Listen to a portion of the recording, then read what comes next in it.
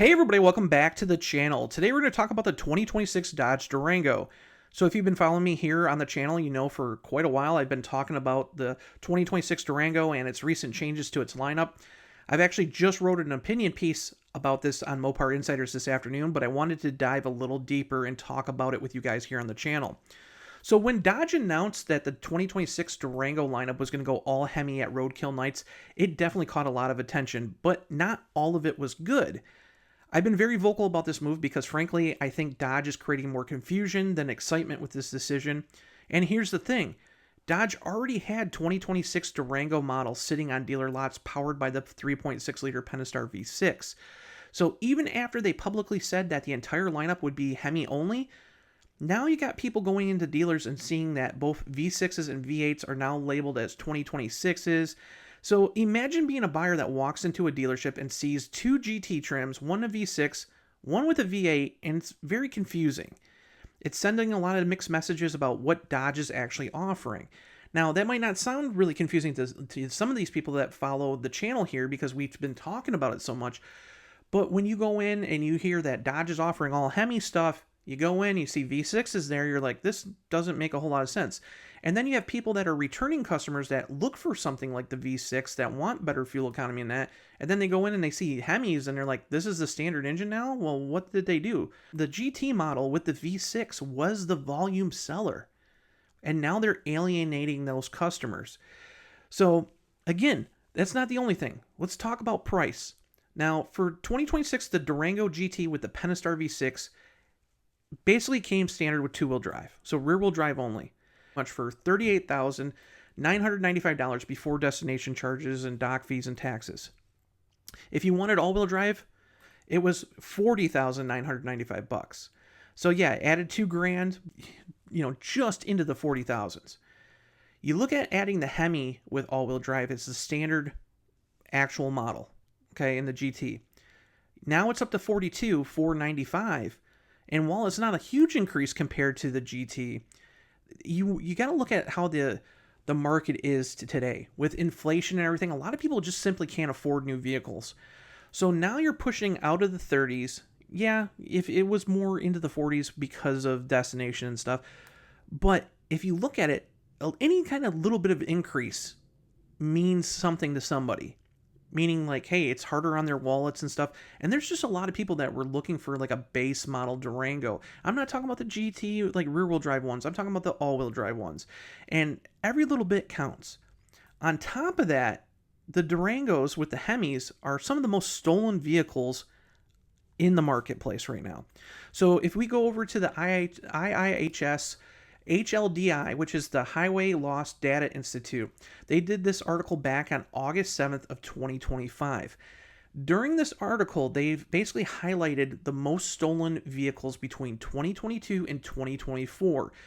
If you go down to complete loss of vehicles, which is this first category here, if you go down here, you're going to notice that the Durango 4x4 or four-wheel drive is on here, and you're also going to notice that the Durango two-wheel drive is on here. In 2025, Dodge said, hey, we're not going to do a RT rear-wheel drive model anymore. So again, if you think like, oh, hey, the HEMI comes standard with all-wheel drive, this includes, you got to remember, before then, in 2022 to 2024, the Durango RT had a two-wheel drive model. So the Pentastar ones aren't the ones being stolen, it's the HEMI ones.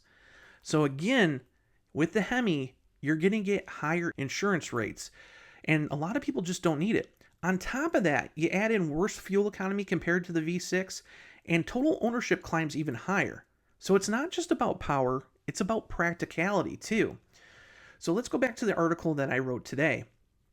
And again, there's also an issue with the RT. The RT has always been known as the trim level that has the 5.7 liter HEMI, okay? If you look at the Dodge Charger or Challenger, the outgoing ones, they obviously had the 5.7 in the RT. So for the past decade, everybody has kind of come to the conclusion when you hear RT, you know it's a 5.7 liter HEMI. But for the 2026 kind of change up, they're going to put the 6.4 392 from the old SRT 392 in the HEMI, and they're going to call it like the RT392. It's not guaranteed just yet, but that's what they're saying. So again, you're basically shifting around all these nameplates that have been very familiar to Dodge fans for quite a while. When you hear GT, you think Pentastar. It doesn't matter if it's Challenger, Charger, Durango. Even if you go back to 2019 and you look at the Grand Caravan and Journey GTs, they all were powered by the 3.6 liter Pentastar V6. So again, it's adding more confusion, and it's just kind of throwing the names around these vehicles like all over the place. But when you take the RT nameplate and you kind of switch around to be a 392, they could have made it a lot easier.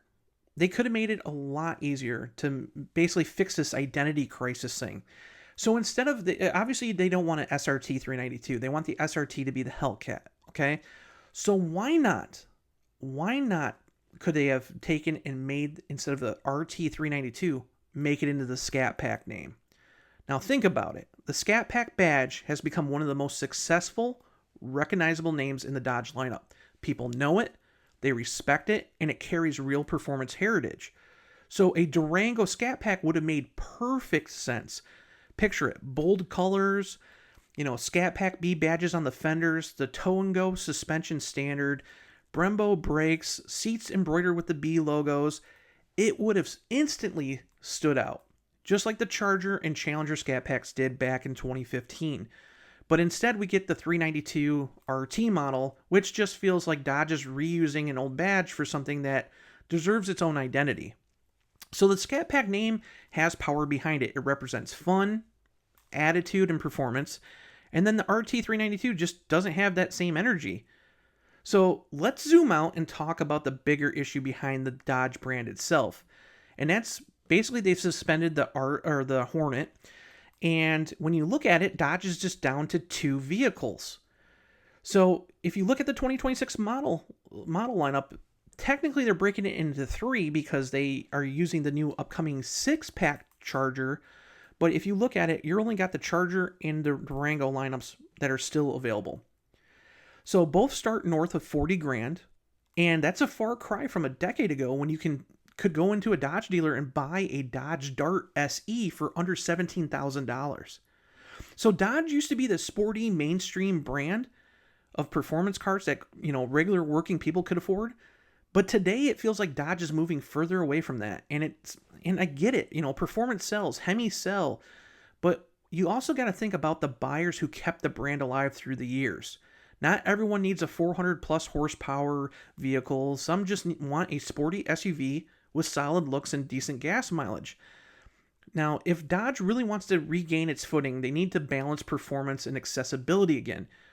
By keeping the Pentastar powered GT as the entry-level option and having a 5.7 liter HEMI, that's properly priced with the RT badge, and then step up to the Scat Pack 392 for the performance crowd, they would have give Dodge a clean and clear lineup, something easy for customers to understand. It would have kind of hinted back at the Charger lineup that's still there, because both the Charger Daytona and the Charger 6-pack models are going to have Scat Pack models. So it kind of would have, brought the 2 vehicles together a little bit. But unfortunately, at the end of the day, Dodge doesn't need to reinvent the wheel. They just need to remember what made the brand so special. It's about fun, performance, and accessibility. They need to bring back that mix, and Dodge could really start winning again. Now, they've been boasting that, if you look at the sales numbers, we posted them over on Mopar Insiders the other day. Dodge has really said, basically the Durango in the third quarter had its best sales in 20 years, and they're kind of highlighting that with the HEMI return. But again, if we actually look, not everybody's going to get a 392 or a HELLCAT Durango for 2026. The CARB states, almost all the CARB states aren't getting them. Dodge said they're going to work at trying to get those certified for CARB, but it's not guaranteed. And then on top of it, the Durango GT with the HEMI just hit dealers in September. So if you actually look at the third quarter, it was very late in the third quarter that these models started rolling off the lots. So again, a lot of that volume had to do with Pentastar V6. And of course, Dodge doesn't tell us that. Sales were up in the third quarter by 44% for the Durango, But when you overlook at, you go overall and look at what Dodge is actually doing this year, in the third quarter, 20,018 units were Durango sales out of the 26,120 that they had for the total brand. So if you look at the total sales for so far for 2025, Durango has made up 54,417 of those sales, and Dodge has only sold 73,601 units. Okay, look at last year, they were almost up to 100 or just over 119,000 units during that same time. They're down 38% so far this year compared to last year. So Dodge needs all the help it can get. But again, eliminating your volume seller just doesn't make any sense to me. So I want to know what you guys think. You can go over to Mopar Insiders, read more in depth into what I had to say about all this, but I want to hear from you guys. I know there's a lot of HEMI heads out there that think that this is the greatest thing ever. Just by, adding a couple $1,000s to the price, you're getting the HEMI and all-wheel drive and all that stuff, and that's what a lot of people want. But when you look at the big picture, for your volume sales, not everybody wants a HEMI. They don't want the increased cost for fuel economy, insurance, and all that. So I'm interested to hear what you guys think. First of all, would you buy a HEMI-powered Durango Scat Pack over an RT392? I think I'm giving Dodge something very interesting to think about. They haven't confirmed when the RT392 is coming out, but I think if they actually did a Scat Pack Durango, it would sell itself. So tell me what you think about that. Let me know what you think about them eliminating their volume seller with the Pentastar. I'm curious. I've talked about it in live streams. I want to see what your comments are. Maybe I'm just crazy, but I think, after seeing what a lot of people have reached out to me on social media and emails and in our forums over at Mopar Insiders and even here on the channel, I know that there's quite a few people that are disappointed that the Pentastar V6 is not part of the lineup. And that, again, by switching all these nameplates around, it's causing a lot of confusion. But I want to hear it from you guys. So leave your comments down below. Make sure to hit subscribe, and I'll see you guys in the next video. Bye.